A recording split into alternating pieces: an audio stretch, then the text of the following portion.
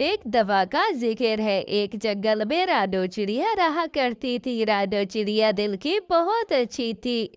पतिदेव, पतिदेव, क्या हुआ? सारा दिन मेरा नाम चिल्लाती रहती हो। मुझे अपने ऑफिस में एक कवि पसंद आ गई है जो बहुत सुंदर है। मैं उस कवि से ब्याह करना चाहता हूँ, लेकिन तुमसे छुटकारा मिलेगा तो ब्याह करूंगा ना। तुम मेरे घर से निकल जाओ, मैं तुम्हें बिल्कुल पसंद नहीं करता और अपने घर में रखना भी नहीं चाहता। वो कवि कहती है, निकाल दो इस रानो को। क्या? क्या? हाँ हाँ, दफा हो जाओ। मैं नहीं जाऊंगी। कालू जी, ये क्या? अब्बा जी, मेरे कालू ने मुझे घर से निकाल दिया है। क्या 10 दिन के लिए आप अपने घर पर मुझे रख लेगी? मेरे कालू ने मुझे घर से निकाल दिया। मेरे पास और कोई चारा नहीं कि मैं कहाँ जाऊं, कैसे करूं ये सब कुछ।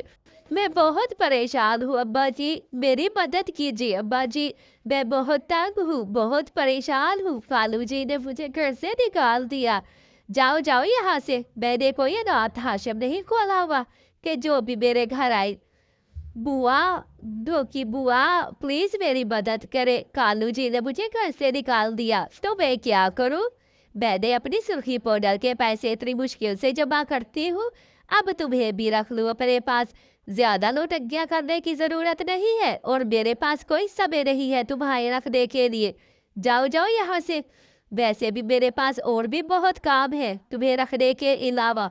बुआ, बुआ, बेटा, मैं तो खुद सर्कस में काम करती हूँ, तुम्हें क्या खिलाऊंगी पिलाऊंगी? बुआ, थोड़ी सी मदद कर दो।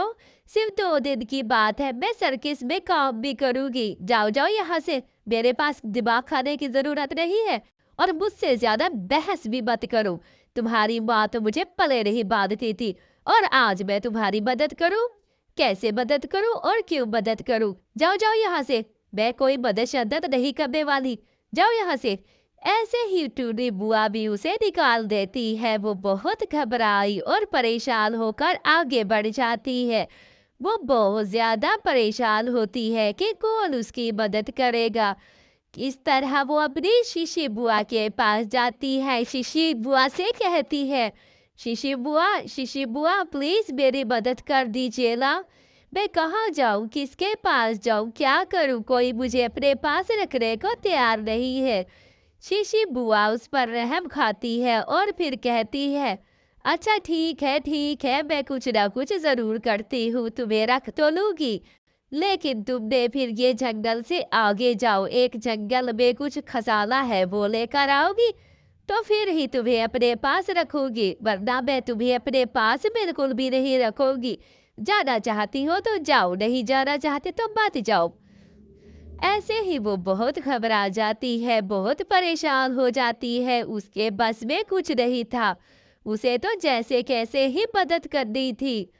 ठीक है, मैं बुआ जाऊंगी। ये क्या? ये तो तब्बू बुआ है। तब्बू बुआ, तब्बू बुआ, प्लीज मुझे अपने पास घर पर रख ले।